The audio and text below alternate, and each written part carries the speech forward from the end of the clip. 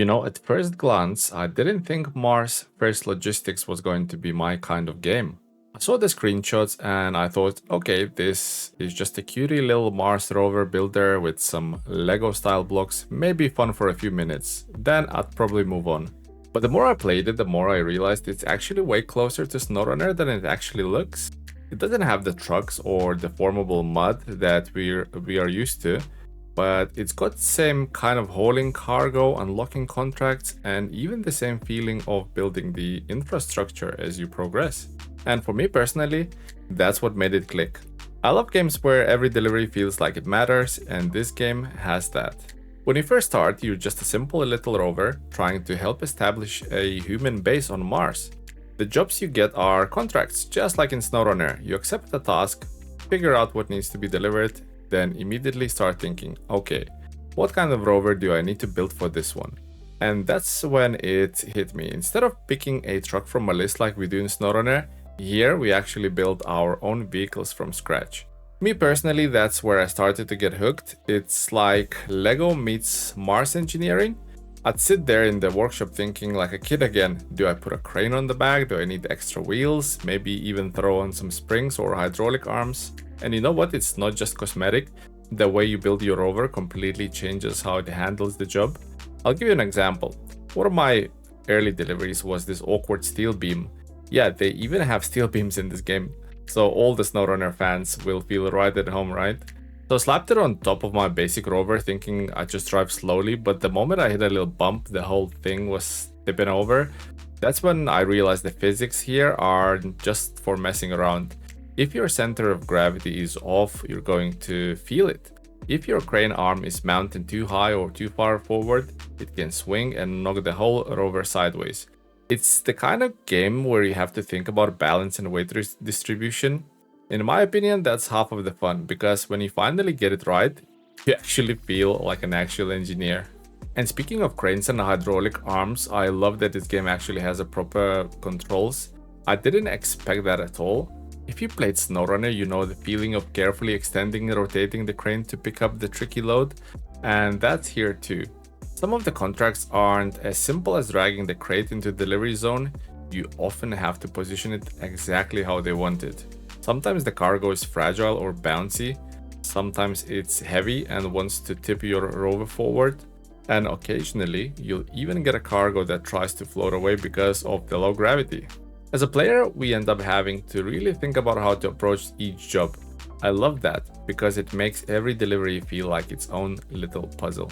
Now, one of the coolest things, and this really sold me on the game, is how the world changes as you work.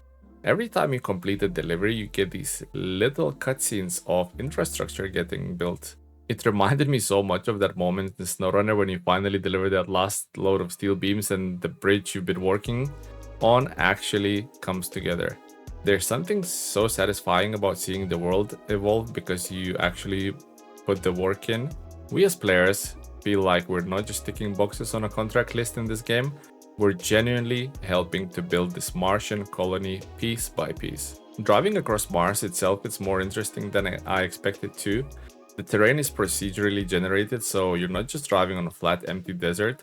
There are dusty plains, rocky hills, steep inclines that really test your rover's build. And with the lower gravity, you sometimes bounce a little more than you like. There's no mud to get stuck in like SnowRunner, but Mars still has plenty of ways to mess with you. I've had moments where I thought I was in the clear, then I hit a sharp slope and suddenly my carefully balanced cargo decided to slide right off.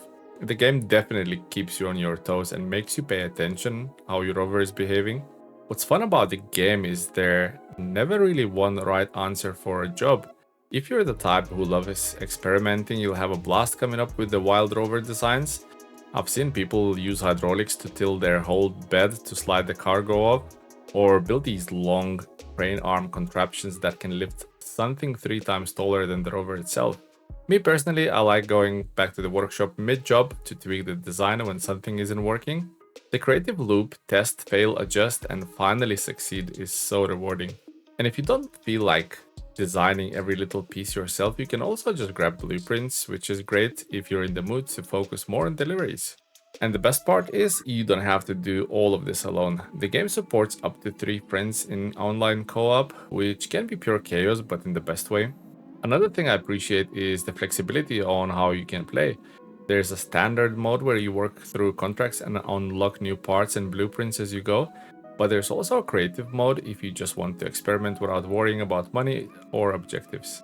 Plus, you can tweak a lot of the individual settings to make the experience easier, more challenging, depending on how serious you want your logistics to be.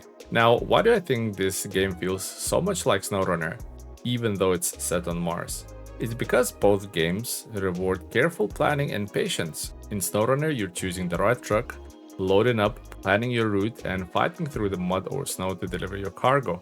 In Mars First Logistics, you're basically doing the same thing, but instead of picking a truck that already exists, you design it yourself. The sense of accomplishment is really similar. When you finally get a load to its destination in one piece after struggling with physics, it feels fantastic. And just like SnowRunner, the game punishes you for being careless. One wrong move, one poorly balanced design, and the whole delivery can go sideways, literally. For me personally, the combination of creativity, physics, and meaningful progression makes this game stand out. I went in expecting a casual little building toy and ended up finding a proper logistics game that scratches the same itch I get from SnowRunner, just in a completely different setting and these cute little graphics. The game definitely rewards problem solving and makes you feel clever when you figure out the new way to handle a tricky piece of cargo. And it's also just plain fun to see the Martian landscape slowly filling up with structures that you helped bring to life. So if you're like me and you enjoy these slower, more deliberate games where the challenge is about planning and working with physics instead of just racing from point A to B, I really think you'll enjoy Mars First Logistics. The game is available on PC right now and it already feels polished enough that I can recommend it. I'd say give it a try, especially if you're a fan of SnowRunner or off-road sims in general. I honestly didn't expect to get hooked, but here I am, still thinking about how to improve my next rover build. Anyway, that's my take on Mars First Logistics.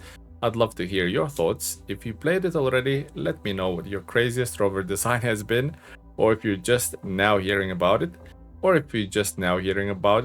let me know when you build your first rover.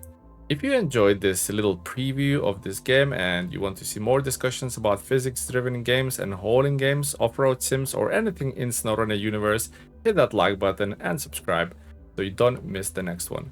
Thanks for hanging out with me today, folks, and I'll see you on the next one. Take care.